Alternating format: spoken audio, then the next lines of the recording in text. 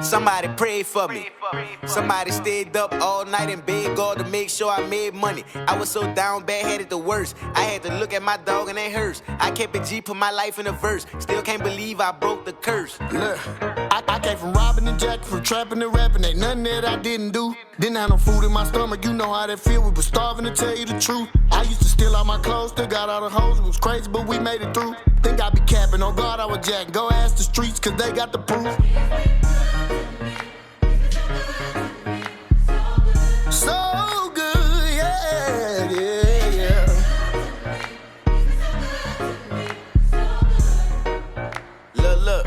Look.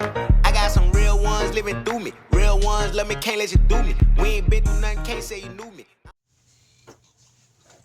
Growing up as a young child, one of the easiest things for a child to do is to trust someone. You know what I'm saying? That comes easy to a child from birth. And sometimes trusting certain people, could end up in a tragedy. The thing is about it is, how do we know who to trust, especially as a young child growing up? People are around us, for one, through our parents and our relatives.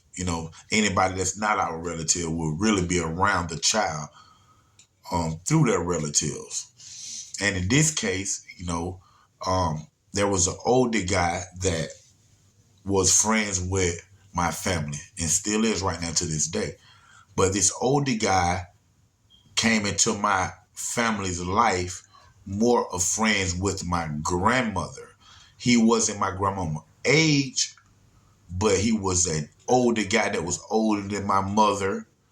And he was the guy that helped my grandmother to the stores and bringing her back home from the stores and doctor offices and places like that because he had a car. You know what I'm saying? And with that being said, he started helping her kids, like my mama, my aunt Sharon's, or my aunt Scholars, if they needed a ride to the grocery store, take the kids to the doctor and things of that nature. So he was a very close friend of the family. He was, like I said, he was in our family and friends with our family before I even was born. So therefore, my uncles, used to be around him and, their friends and, things of that nature like that. One thing that I knew about him was my family, like me and my cousins and my uncles and stuff, we had go-karts and mini bikes and, and sprees and mopeds and things like that. But you couldn't keep those things in the projects where we lived at. So he stayed across the street from the projects in the duplex. And he let my grandmother and my mother know that we can keep those things there. You know what I'm saying? So we found ourselves at his house all the time, fixing them, tuning them up, things of that nature. And plus he had the Sega Genesis there. And so it was a boy club place type, house where all my little cousins and friends went to get our dirt bikes and get gas, and he'll take it to the gas station and, things like that. In this one particular case, I had to be 12. And I had already been abused, by a family member on my father's side when I was 8. You know what I'm saying? 8 or 10, something like that. And I know that I was at least 11 or 12 at this time. I would say no more than 12 years old. I remember going to his house, and once I'm inside, I remember wanting to play the Sega Genesis. But I really didn't. I wanted to play the Sega Genesis, but I really didn't because it wasn't nobody there with me. My cousin and went down, things of that nature. So I end up just let him know, I'm finna leave, or, stuff like that right there. But then I seen weight scale, scale you stand on, and it wasn't no digital back then, but I seen like a weight scale. He had just bought like a weight scale. So I said, "Oh, that's a scale?" He was like, "Yeah." So I stood on it. So when I stood on it, like I'm 12 or whatever. So, I'm just giving numbers. I was like, "Oh yeah, hey, such and such, I weigh 102 pounds. And he was like, "Yeah, it's because you have on your shoes. Your shoes put extra weight to it like that." So I took off my shoes. I'm like, "Well, it still say almost 102. And then he was like, "Yeah, it's because of your shirt. And y'all see where I'm going with this, man. You know what I'm saying? So with me being 11 or 12, naive, not knowing what's going on, here he is telling me that the reason why the weight is like that because I have on the clothes and stuff. So here I am, done took off my clothes like down to my shorts, and I'm standing on a weight scale. So I'm thinking about it now, like, duh, but I'm standing on a weight scale, man. Like I said, I'm 11, 12, and I remember the last thing I said to him was like, "Well, he said I weigh 103." And he said, "Oh yeah, well that's not, no, that's not too bad. The clothes on the way a half a pound, just something of that sort." And then he was like, "Come here for a second." And I walked over there to him, and I remember he was sitting in a recliner, and he had his coffee in his hand.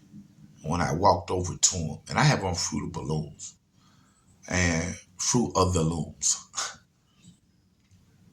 And I remember him putting his coffee cup down. And he said, "Come here." And he grabbed my wrist and he pulled me in front of him. And right then, it was like I got that elevator feeling in my stomach. When the elevator just finna stop, I got that elevator feeling in my stomach when he grabbed my wrist and pulled me in front of him. And once he did that, I remember him taking down my underwear. And he started like playing with my penis. You know what I'm saying? He started playing with my penis. And with me being already abused, sexual abuse when I was 8, from a family member on my father's side of the family, I felt that this was happening again. I knew this was wrong. I knew that knot in my stomach, and I just felt helpless, just standing there. And who this guy, the older guy, was to our family.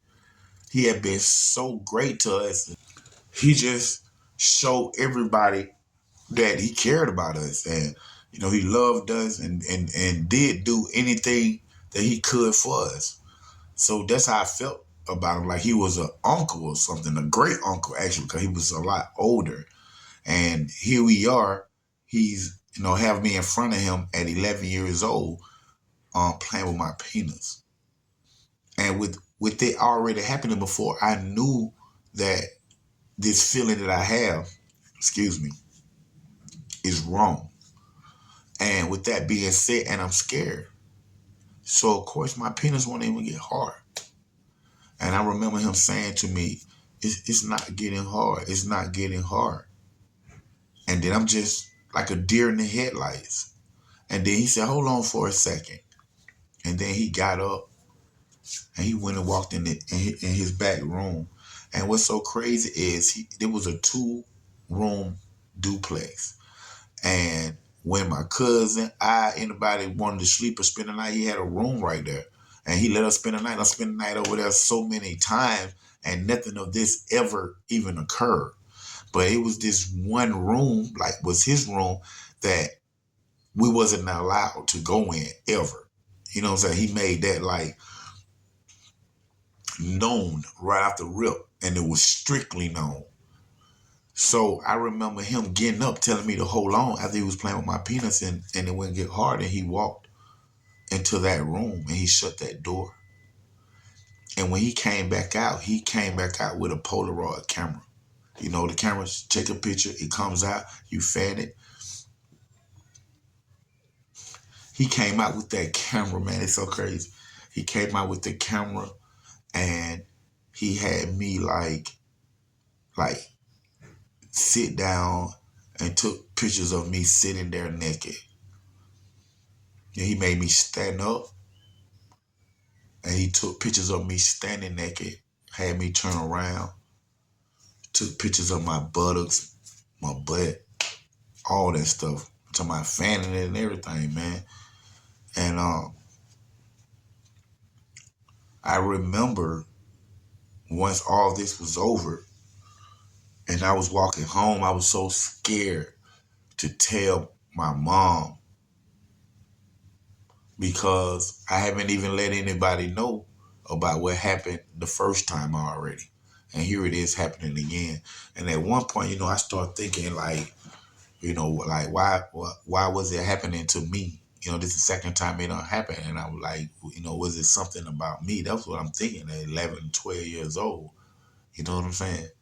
Which I feel that any kid that go through that, is, because I know those feelings are what you'll start thinking about, wanting to die,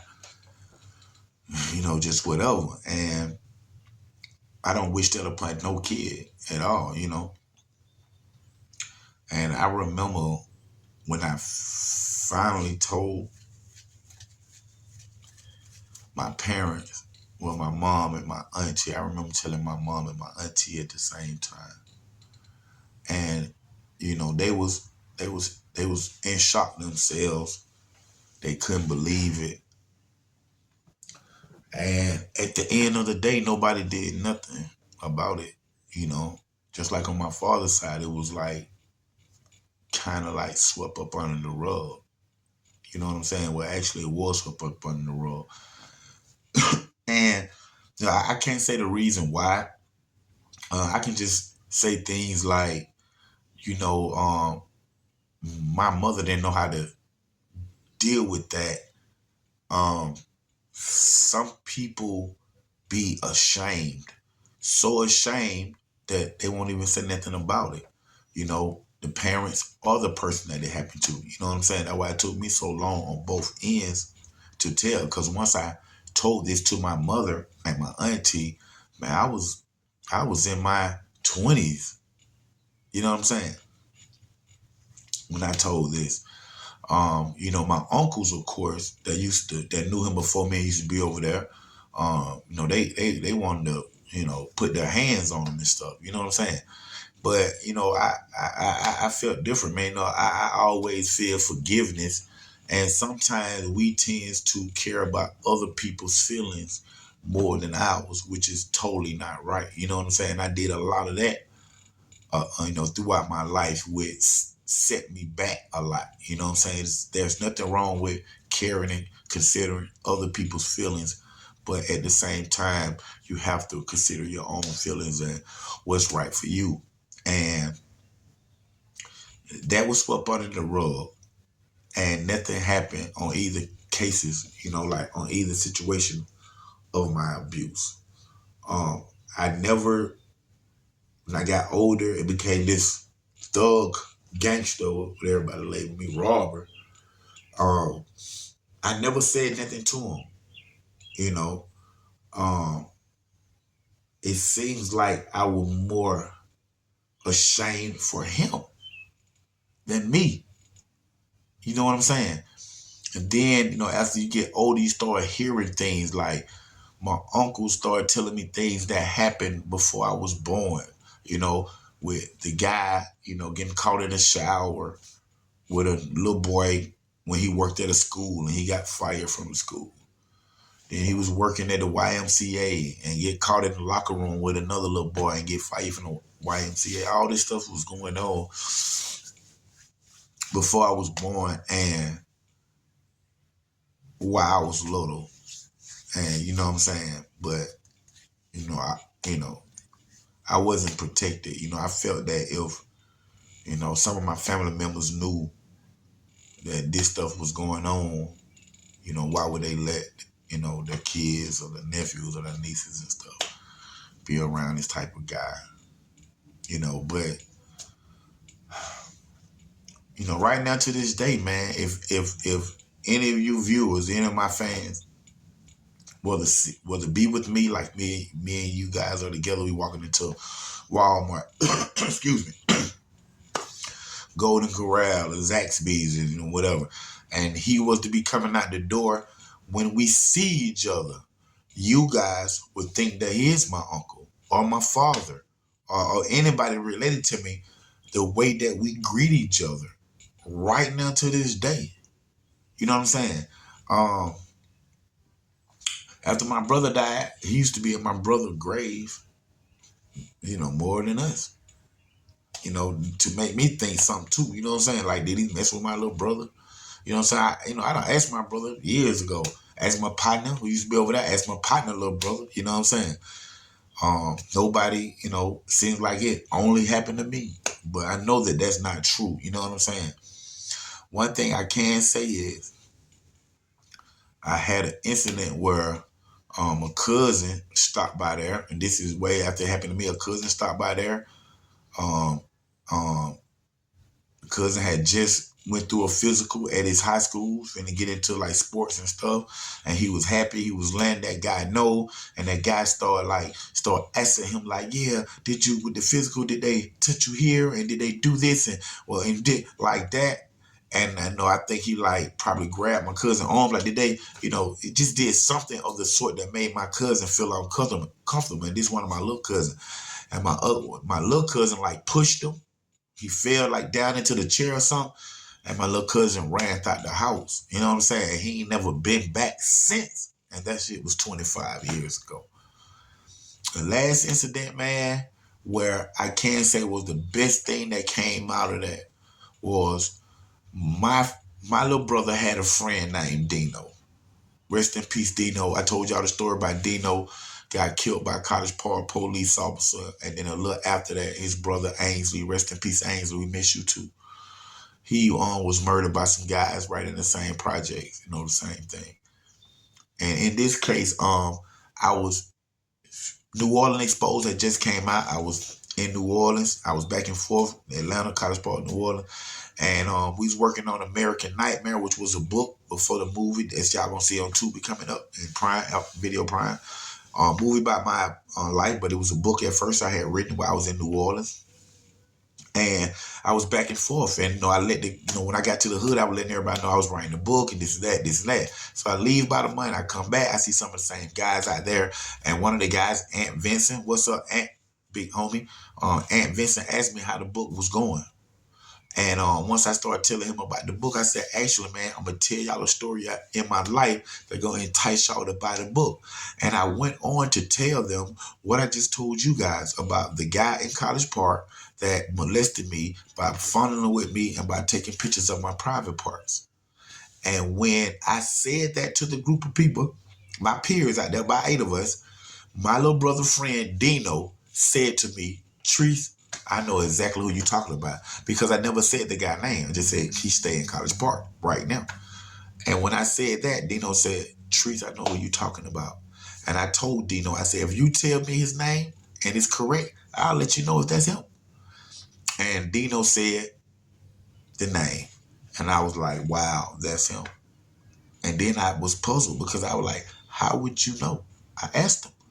And he told me one day he came home from the gym, shooting the gym, big shots out the Brady gym, Brady Recreation Center. He said he came, he was leaving from the gym and he didn't want to go home.